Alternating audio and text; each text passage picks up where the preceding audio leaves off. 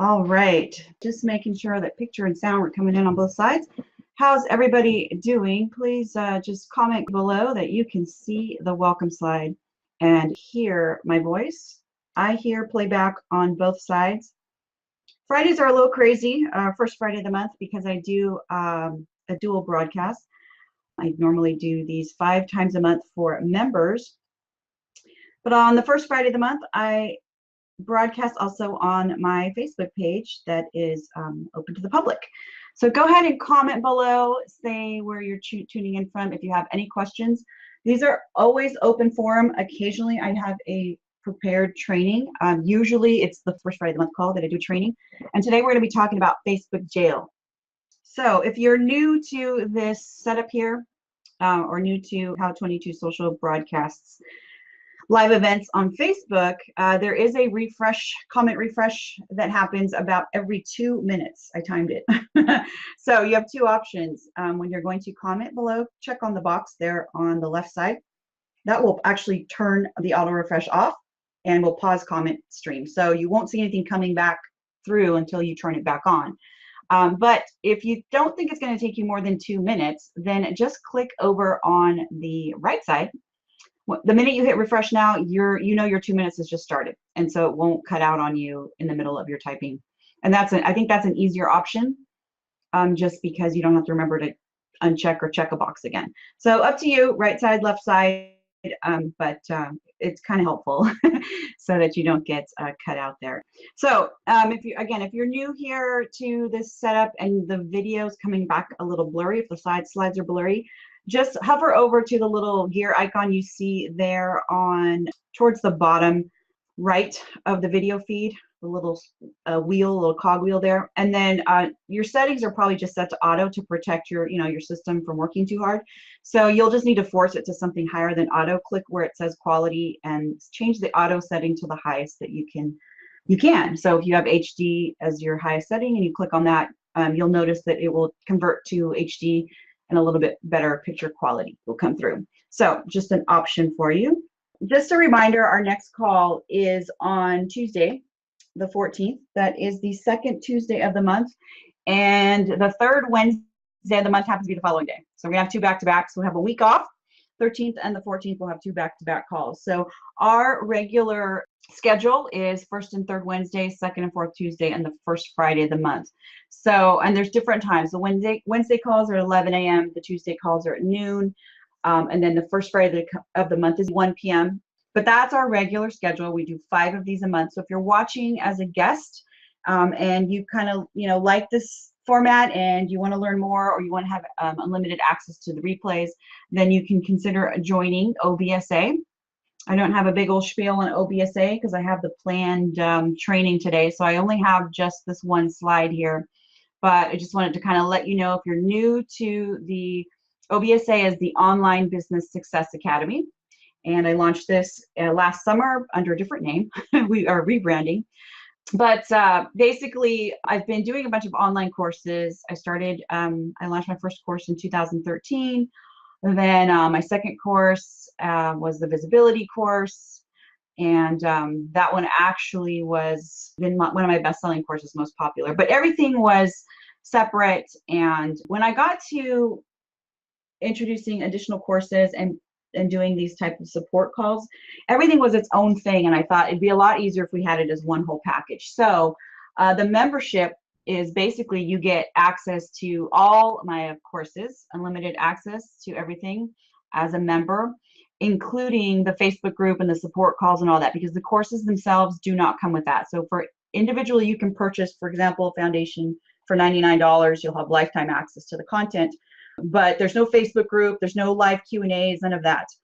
So if you join OBSA, which is $27.95 a month or $269 yearly, you actually get unlimited access to all courses, including everything else, plus special member discounts.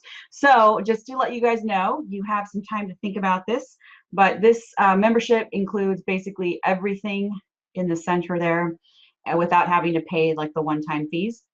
You just pay the monthly or the yearly. And I'm going to run a special because we are rebranding right now and we're just about to finish or on the tail end of that. So it'll probably be the last time I run a special this low on this, unless it's like Black Friday where I did something crazy last year. But I'm going to do the yearly special instead of $269. I'm going to run a weekend special that's going to start right when this call ends, and it'll be $149. So for the price of one course, you can get all of my courses plus 5 Q&As a month, plus the Facebook group and discounts and all of that. So plus the 22 Social Beginners Guide is coming out next month. It's a new course, but members have access now. It's in beta. And so when I do new courses, like the second 22 Socials coming out later this year, members will have access before it is released to the public. So just a little FYI, the 149 special, it's not going to be live until, so the button will pop up below. You'll see it not on members. Don't have to worry about that because you guys are already members. But on the guest side, you'll see the button below the video, and you'll be able to click there and go through. So it'll be coded down to 149 when this is over, and I'll leave that up throughout the weekend. And I'm going to take a peek at questions one more time, but today's topic is going to be Facebook jail. So Facebook jail, what is it? How do you get out of it? How did you get in it? All of that. And if you are part of the, if you're a member, we go over this in detail in the foundation course. I believe it's the module 1 is the last video, so I think that's video 5. So a lot of the training today is going to be from that course, but I'm also going to be taking live questions, so it's not going to be identical, but just a little FYI there. All right, so Melody, Rexanne, anyone else who is viewing, feel free to ask questions because I'm going to be monitoring this as I go through. But basically, Facebook jail has been an issue lately, coming up a lot. And Facebook's really cracking down. So, what is it? How do you get in it and all of that stuff? So there's not really like, I mean, jail's not the official term, but that's what it's known as. So basically, it's the term used to describe or imply that someone has been temporarily blocked from using some particular Facebook features like sending messages, sending friend requests, not being able to post links or you can post on your personal timeline, but for some reason you can't post on your business page. It's not letting you upload photos or links or tag photos or tag anything, like your tagging feature's gone. So it all just really depends on how you got in Facebook jail and what you were doing to get there, as that determines what feature. So usually it's using a feature in a way that could be considered annoying or abusive, even if you didn't intend to. So some of those things could be like repetitive friend requests or texts that you're copying and pasting and posting throughout a bunch of groups. And so I'll go into some examples about that. But Facebook actually quotes this, and I'll put some links in the comments there if you guys want to know where this is referenced. But the reason they do this is because overusing features could make other people feel uncomfortable or unsafe. So as a result, Facebook's putting limits in place to limit the rate at which you can use features. So sometimes it's how fast you do it or within a certain time period. So when you are in quote unquote jail, your posts and images that maybe you had previously, if they were tied to like a link that was reported or associated with spam or some type of virus, those will now disappear. You'll see security checks and prompts when you're posting, like you'll have to like enter in a CAPTCHA or something, or it'll tell you like flat out, you're in jail for 48 hours or 7 days or whatever. And so it'll give you an indication as to why, but sometimes even those reasons are vague. And so people ask me all the time. If you're being asked to log in when you already are, that could be an indication that you've been bumped into jail. Not being able to comment, like, post on any other pages, timelines, groups, anything. And not being able to comment or post links. So you can comment, but if your comment includes a link, it won't let you post it. So if you posted maybe a bad link that was, blacklisted or associated with spam, and your account has used that link recently, then you won't be able to post links for a certain period of time. And all of this is to protect the users and the members. You can't maybe access an event. You're not able to send messages. With advertising, you may not be able to boost posts or purchase ads, or you'll see a bunch of pop-ups with some type of spam or security warning. Anything like that is a pretty good indication that you're in Facebook jail. So when you're in jail, you're restricted from certain things but not all things, maybe just a few things. And you're also restricted for a, certain period of time. So if you're unable to all of a sudden not be able to do something, that's usually an indication.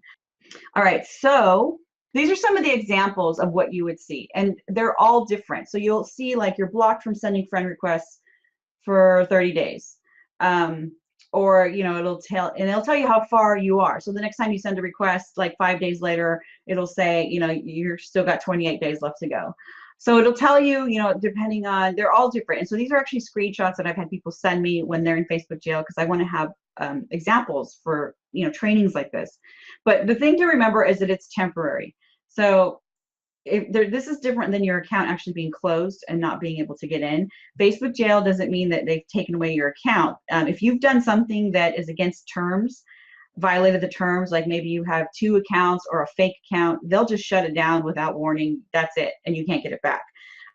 Facebook jail, you can still probably log in, you just can't do certain things, and you can't do them for a certain period of time. So that's really the difference between losing your account or just being in Facebook jail, which is just losing certain privileges. Some of those security checks you might see are like, CAPTCHAs. And the one here on the left, I've gotten that one. I've gotten it once before, and I couldn't remember. I was like, why am I in Facebook jail? It's so ironic that I teach Facebook jail and now I'm in it. I had actually about a year ago or so, I had some malware, something. I must have clicked on something and I got infected, my system, and I cleaned it all up and it was fine. But I guess Facebook was smart enough to detect that I had recently had some type of virus or something, and to protect the rest of the users, I was blocked until they could make sure I was like in a quarantine period. They're like, you may be safe, but we're going to keep you in this little box for, I think it was like for a weekend. I had to wait, and then I was fine. So you'll see stuff like that if that's the case.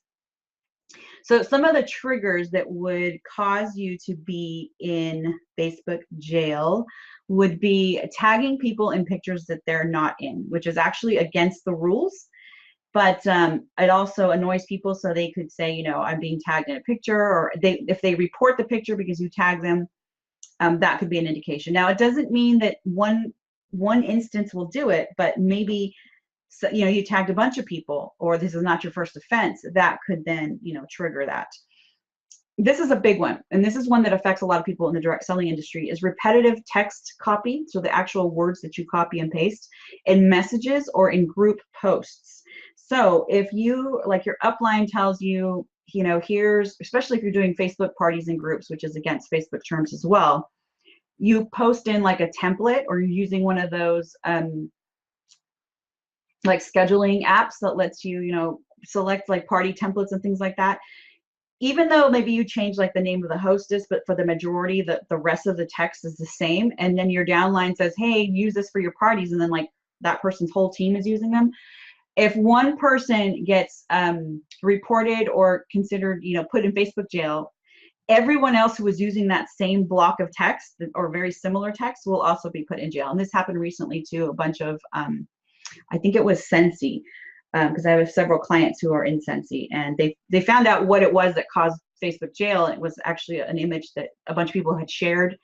And so that image was reported. And so it's basically spammers use that type of stuff to, copy and paste a bunch of messages when they're trying to get their, you're not being genuine. If you're genuinely on Facebook to like hang out with your friends and be social, you're not doing this kind of stuff. But business owners who are taught incorrectly usually are. Another one is sending too many friend requests within a certain period of time. So if you send a bunch of friend requests and those are unanswered, like they don't, even if they don't block you or say no, they just ignore your request, then there's a good chance that you could be blocked from that feature. So you'd be in jail for sending too many friend requests, because they assume maybe you're doing that because this is another activity that somebody who was trying to send spam or do something unethical would be doing, is sending repetitive friend requests over and over and over again. So basically, unless you're actually friends with somebody, don't send my friend requests, and don't listen to anyone that tells you to friend everyone, that your hostesses and your party guests and all that. That's just bad advice. You can mention that you are on Facebook and ask them to send you a friend request if you'd like. And then definitely use friends list to separate business and personal, so you can protect yourself on Facebook as well. So this is along with that. So sending too many, or too many unwelcomed or unanswered. So if you send too many too fast in this particular time, Or you just have too many that are unanswered or turned down. So they say no, they don't want to be your friends, whether they report you or not, but they just say no, or they just don't answer you at all. That's another trigger. Same thing with events. So if you send event invites and people not decline them, but they block them, like they say, I don't want this person inviting me. Once a certain user has a number of blocks events, it's an indication to Facebook that maybe they're inviting people that don't want to be invited to their events. Maybe they're, you know, like they're trying to sell something. So that would be another thing. And these, again, are all in place just to protect the users to have a more, you know, friendly experience. And this all, most of this, if not all, I think all of it happens in with personal accounts. The only time a business account would have be blocked from features would be the malware or type of virus where it's a security risk, or they a link that business page posted was reported, was either blacklisted or reported as spam. But other than that, this other stuff doesn't apply to business pages. You can do, because you can't send friend requests and you can't post in groups and things like that. So it's mainly for personal accounts. Let's see what else I have in there. Oh, any messages you send that get marked as spam, you have a lot of those, that will probably block you from sending messages. So be very genuine in your message and don't do the bulk, you know, group messaging. And then we talked about that too. If you had a recent malware or virus detected from your device, phone, you know, laptop, computer, whatever it is, then you'll be blocked. And it's usually just from that device. So in my case, it was my laptop computer, but my phone was fine. I could do everything on from my phone. It's like it knew that I wasn't accessing Facebook from an infected device. So it didn't block me. So I had to do everything kind of on my phone for that weekend.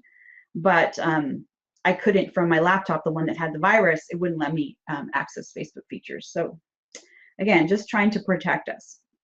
So another common question I get, let me look at comments here really quick, because I do see some questions come in. And then I'll go into the next topic, which is how to get out of it once you're in it, or what to do. Question, let me pause for a second. When you've been able to tag people in the past and suddenly you can't, would you consider that a signal that something is definitely up? When you've had issues like, yes, that post disappearing and not being able to tag. So yeah, Facebook does not like it when you tag other people in a picture that they're not in, like a flyer, so you want everyone to see it. I know people who do that a lot. So no, Facebook does not like that. Where's my presentation? Because that's an annoying feature, and you know, users don't want to be annoyed. So that would definitely be one. So I'm assuming you probably know somebody who's had that happened. So here's the deal. It's not great news, but first of all, getting out of Facebook jail, once you're in, there really is not anything you can do about it. But the good news is the blocks are temporary. So it's usually like a 48-hour. In extreme cases, it'll be like 30 days, but I rarely see those. It's usually like a few days or a week. Facebook cannot remove the block. So if anyone tells you or tries to get you to pay them because they say that they'll get it removed, that's a lie. Facebook will not remove the block. You're just going to have to wait it out, and that's it. The rules apply to everyone. No exceptions. So yeah, that's exactly what I just said.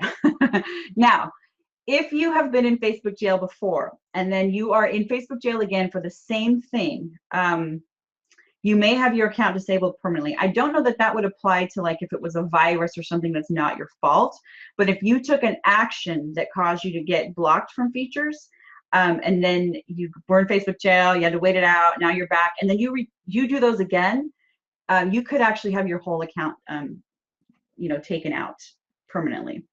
So, and I'll put some links as to where this information comes from for those who are not in the course, but in the notes and the resources for this module is where all the links are that cite all of this stuff. So here's what's not allowed on Facebook, just so you know what like the community standards are and all of that. So there's no nudity or other sexually suggestive content, hate speech, credible threats, or even direct attacks, or even indirect on an individual or a group is something that is a big no-no. And these are all listed in the community standards, which that's an easy link. It's facebook.com/community standards. So that one's one you can go check out. You can also just Google community standards and it should come up.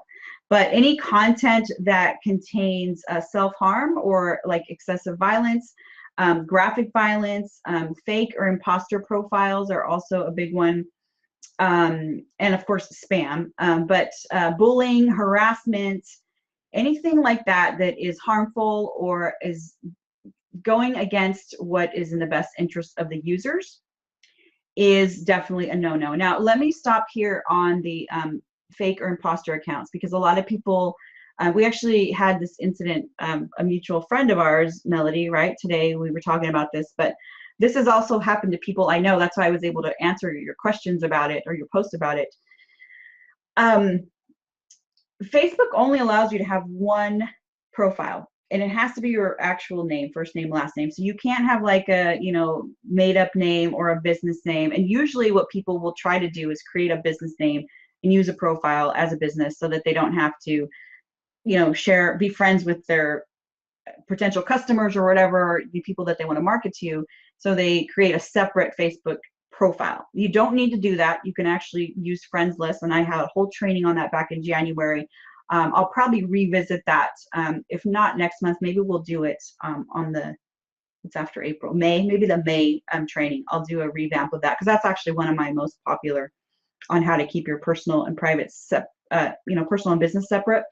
But that's really usually the number one reason why people do that, is because they don't want to use their real account. They think it's going to somehow be attached. So there's lots of ways to not have that in place. And so I work with a lot of people who, forget what you said, Melody, that's, oh, you said authors. That's another one, like authors or people who are like, you know, ghostwriters and things like that, like ghost copy, but also teachers. You know, they don't want their students all up in their business on Facebook. So that's another one that I help people set up their profiles to protect their, you know, personal, oh, there's the link there, facebook.com/community standards, to keep their stuff private that they want to keep private, but also still follow the rules and not get put in jail and all of that. So any abuse of Facebook features is not allowed. And that's the part that gets you in Facebook jail. So this is everything that's on their community standards, but it's that last one, abusing Facebook features, that is the topic of, you know, what causes Facebook jail and why you get temporarily blocked.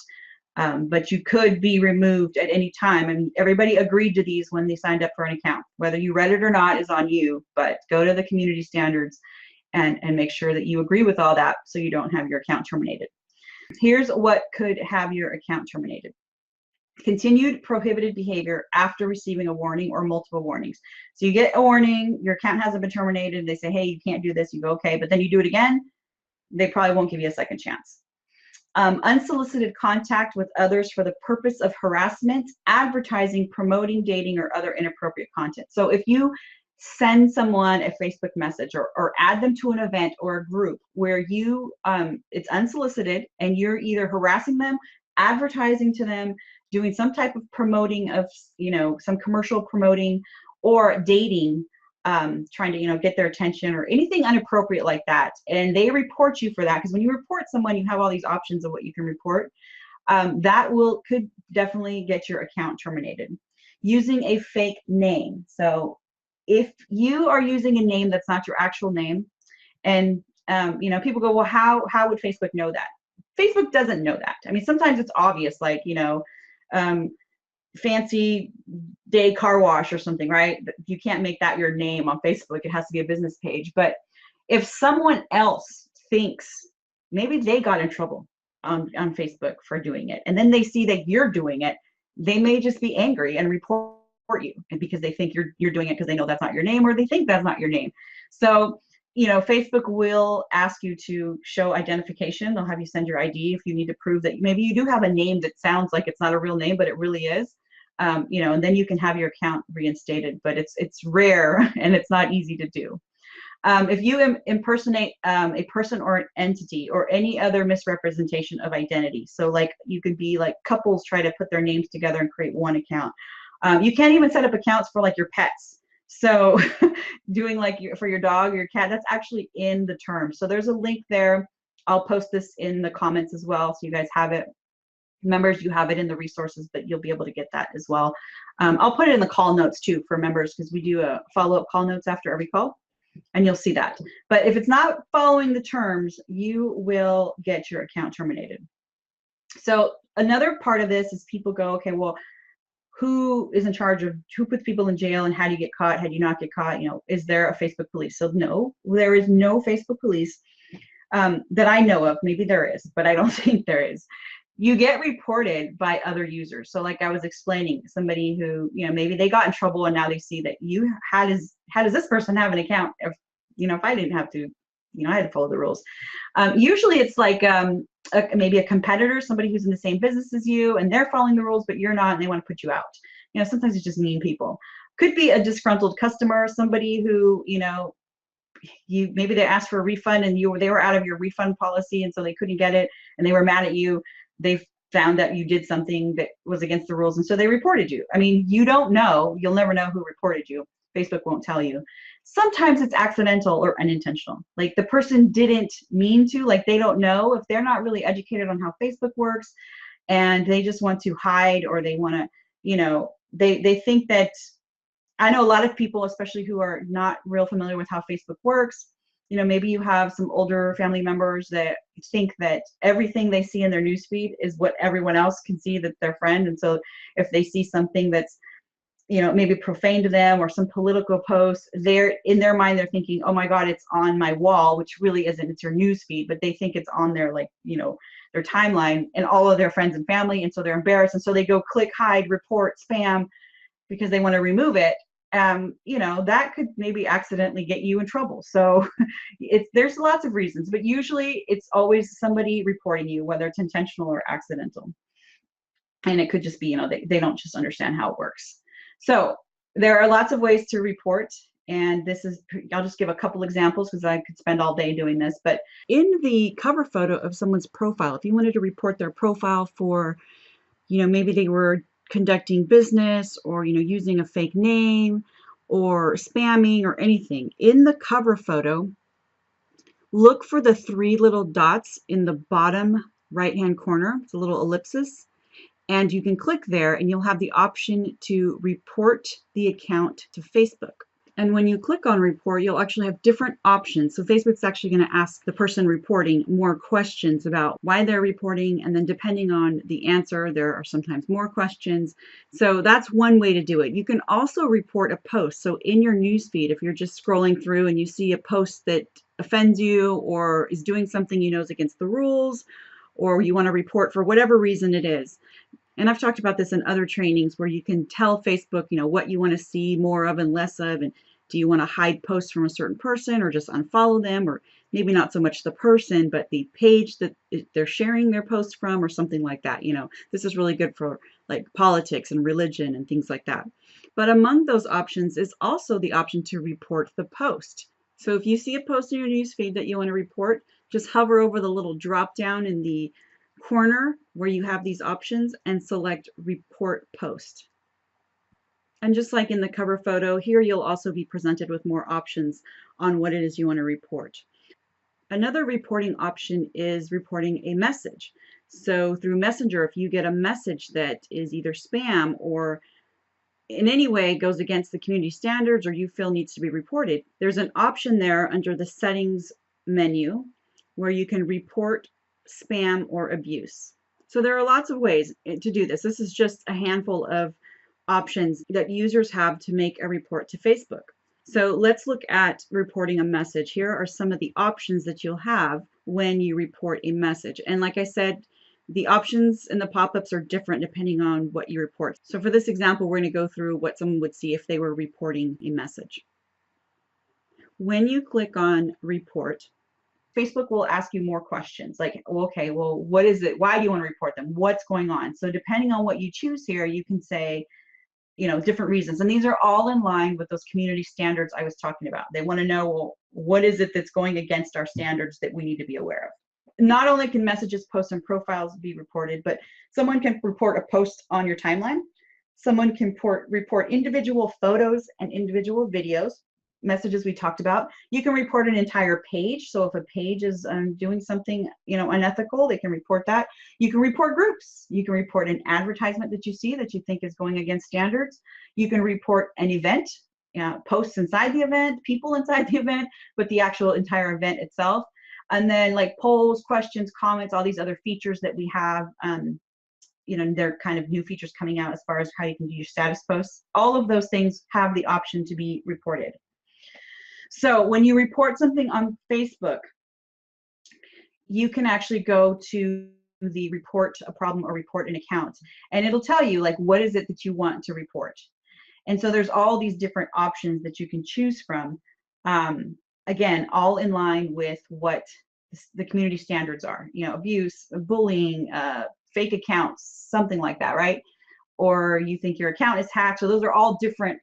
I could do a bunch of different tutorials on all those different scenarios, but just to kind of give you an idea of all the different ways it can be reported. But they are reported by users, and that is how you get in trouble. Facebook isn't out there monitoring 1.7 or 1.8 billion. I forget what we're up to now. I should know, right? You know, 1.78 billion accounts. They're just not.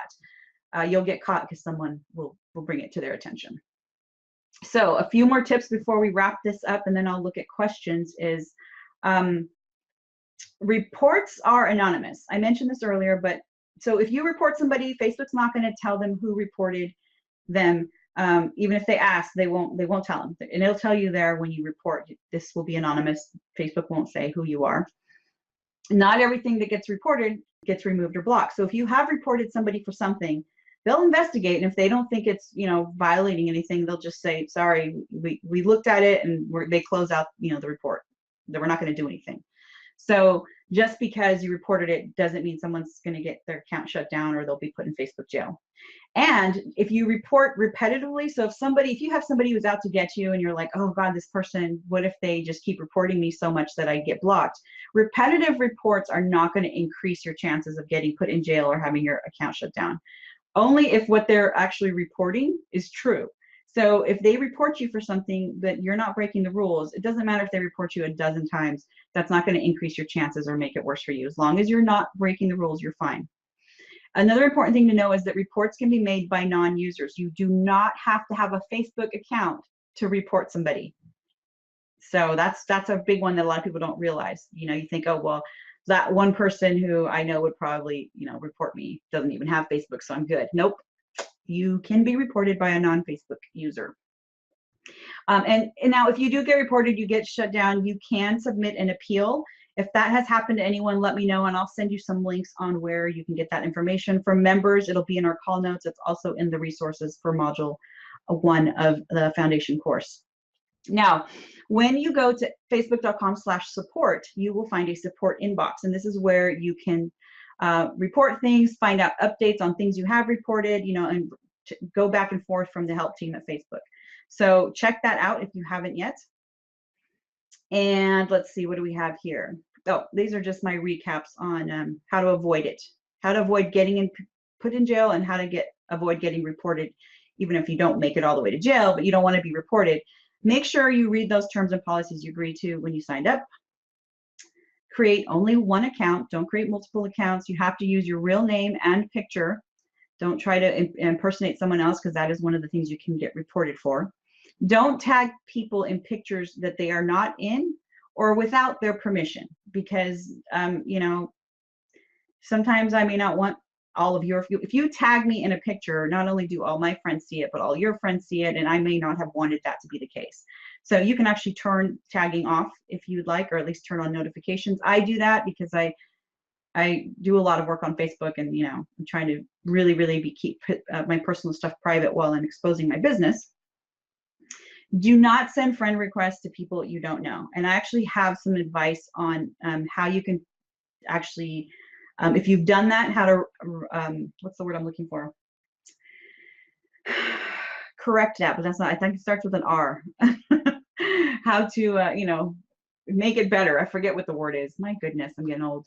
And then don't send mass messages. So whether that's a group message, a messenger, you know, group text messaging, or a message everyone that's attended an event, just don't do it. It's annoying because every time someone comments, everybody gets it. And we all know how annoying that is. So I know you want everyone to see it, but you'll either have to message them individually or email them, or, you know, get their information off of Facebook if you're going to be doing like mass reporting and things like that, or mass messaging.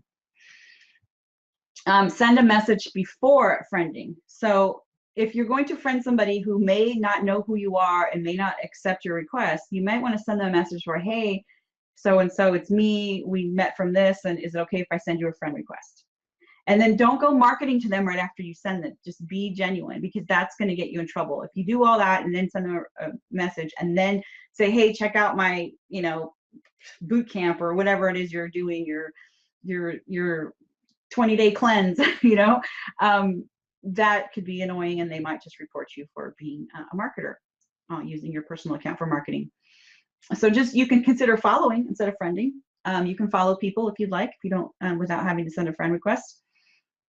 You can connect with them on their business page. So do that as opposed to trying to send a friend request if you know that they have a business page. Don't use your personal account to market to people. That is a huge no-no. You do not want to do that.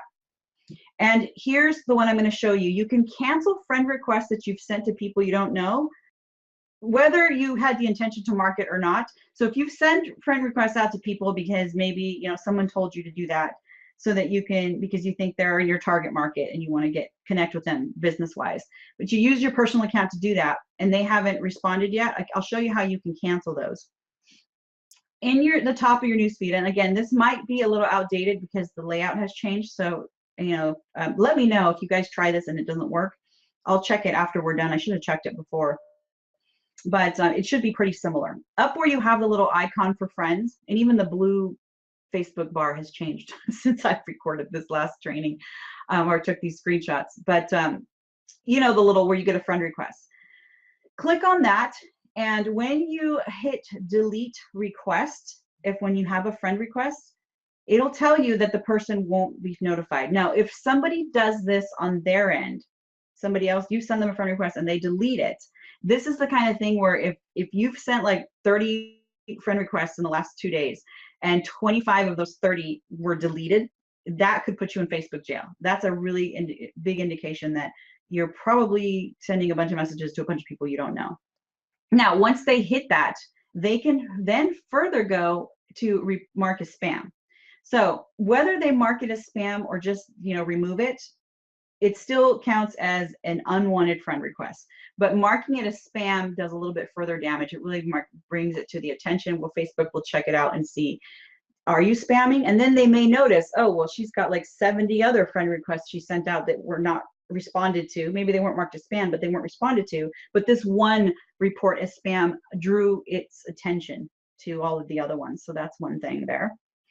The other thing is on your end, when you click on the little, you know, the people icon there for friend requests, click on see all, because that's going to open up some more options for you. When you click on see all, you will see your friend requests, right? So there might be some suggestions. Here's somebody we suggested you become friends with.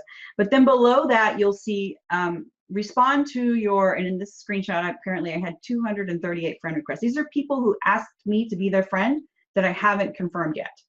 So I can then either confirm or delete. Now, if I delete requests, and let's say this person here sent me a friend request, but sent also 100 other requests to other people, and I'm one of the 100 that, you know, clicks delete, that's going to be a count or a point against him.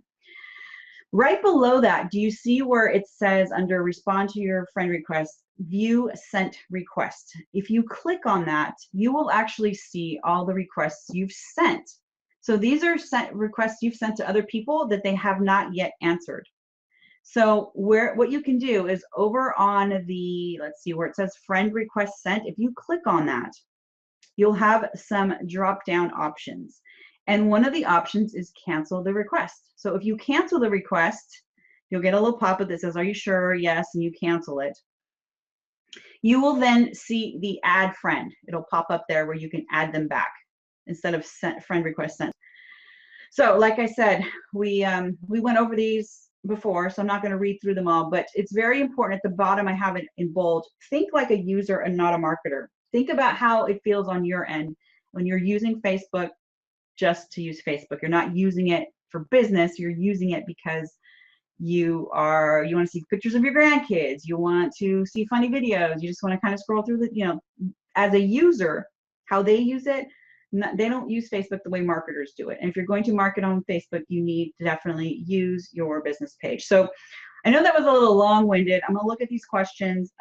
Please type below your questions. Do keep in mind the 2-minute thing. So either uncheck the auto refresh or click on refresh now to restart your 2 minutes. If you think you'll need more than that, then just, like I said, pause them by unchecking the box there.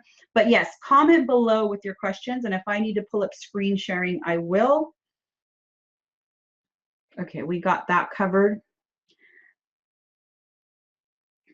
Sorry you can't hear me. You had this issue before too, so you might want to, I know like on my iPhone, sometimes I'll be watching a YouTube video and then I don't have the sound and I don't know why, like my volume's up. I'll stop the video, I'll start it again, and then the sound comes back. So you may need to update like your app for that. Also, recommend not tagging 50 people in a post. Oh my God, isn't that annoying? I have people who do this on a regular basis. It's very, very annoying. Yes, so awesome. Yeah, I know you're all on the up and up on that.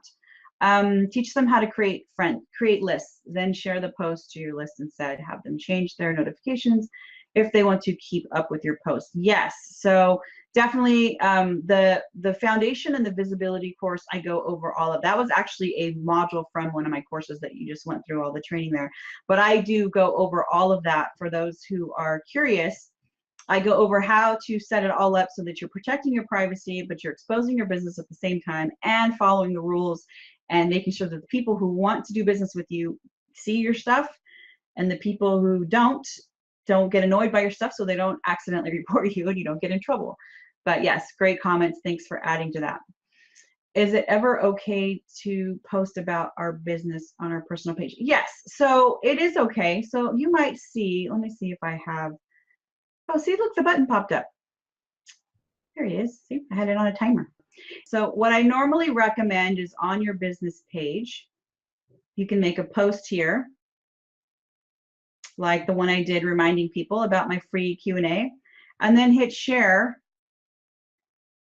And I will share this to my timeline. Now, I'm not going to do it now because I already did. So I'm going to pretend like I'm sharing it, and then I'm going to just go ahead and do only me.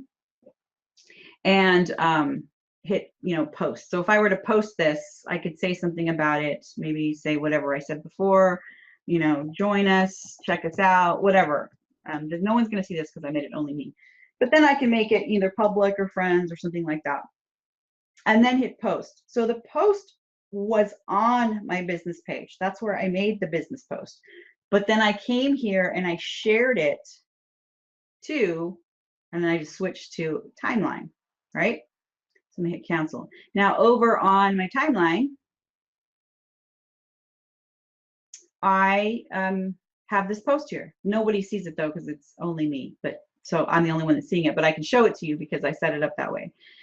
Your business page can also be set, I mean, you can use friends list to where you create certain lists that are custom. So you can actually create a custom list that you can say, I want to share this with, and let's see, do I have one in here called target market or maybe business owner? So everyone who's a business owner, I put them in a list. So I'm going to share that with them. And maybe there's certain people I don't want to see. Like if I don't want, I don't know, maybe I'm planning something for my husband. I don't want him to see it. I can say that. So what this will do is everyone that I put in this list will get to see this, but anyone that I don't want to share it with, either an individual person or let's say, do I have one for family? So anyone who's in my family, they don't need to see about this, which wouldn't be the case, but let's just say this was what I was setting up. Then I would hit save changes. That's my custom, and then I can make a post. Now, if I wanted to post about my business and I had like a certain group of people that were, let's see, what are some of the lists that I have that are, I know I have test ones, okay? So like a test. I set up a test account, but you could create one that has your target market or people who want to know about my business. So maybe you have friends that are friends with you on Facebook because they want information about your business and they want to do business about you and they don't really care about anything else. And so you know that they're not going to report you. Maybe you have like a client list like you do. I have one that's called clients. I do. So I could send this maybe just to my clients, right? I'm going to make a post and I want all my clients to see it. because my clients won't report me. Maybe they know better, right? So then I could say, okay, cool, and make a post about that. And so only those people will see it. No one else will see it. But we get into a lot about that on the friends list. It's a whole other training. But that's one way to kind of not post so much about business on here. But my general rule, Rexanne, is, you know, say 80-20. I'm more of a 90-10. 9 out of 10 posts. For every one marketing or business post that you share on your personal timeline, you should have, you know, 9 of them be non-business related, or just regular posts. And I actually say the same thing about business as well. So if you go to like my business page, I'm going to hit, I'm going to cancel this, but if I go over to my business page, you know, I'll share things like, this is not business post. This is just me sharing an article from another business page that I thought my viewers would like. That's just my events and notes. So I got to kind of scroll down to the rest of my posts. After photos, okay, let's go back. So here's my posts. Here it says posts. So here's me giving a tip. That's informational. Here's me giving another tip, which is a lot of, I do that a lot on here. Here's another tip that I gave. Here's me talking about a special that's going on. That's not my special, but something that I think my users would be interested in. Then I've got quotes. So different things like that. So I don't do a lot of marketing on here. I know what my clients are interested in. So I share that. Here's something I learned about, you know, the new double tap feature in YouTube. So I shared that. Some other things I've shared over here. So I think I've gone more than 10. Here would be a business post that's telling people about my upcoming. So for last month's, the February first Friday of the month, I put a post. This was it, where I wanted people to let me know, and I'm advertising my upcoming webinar. But everything since then has been educational, entertaining, you know, how to, where I'm not selling anything or getting somebody to opt into anything. That's just me just providing helpful information. Till today, I posted about our training. So I follow the same rule here, where I post content my viewers want to see, and not a lot of, you know, buy this, this is on sale, sign up here, join my list, do this, like that kind of stuff. I keep to a minimum. And on my personal timeline, it's usually mostly personal, which except for today I did that. So I rarely do that. Like there's my husband tagging me in our appointment. You may see a lot of stuff here that looks like it's business, but that's because I was testing. Like nobody sees that, it's only me. But for the most part, you know, it's just me posting about my family, my daughter's birthday, memories. You know, sometimes I just do funny stuff like that. But I don't do very much business on my personal timeline at all. Rarely. Like again, I said, some of this stuff is set to only me, or it's a custom audience where I don't let everyone see everything. Hopefully that answers, Rexanne, your question about what's okay and what's not okay. But yes, it is okay.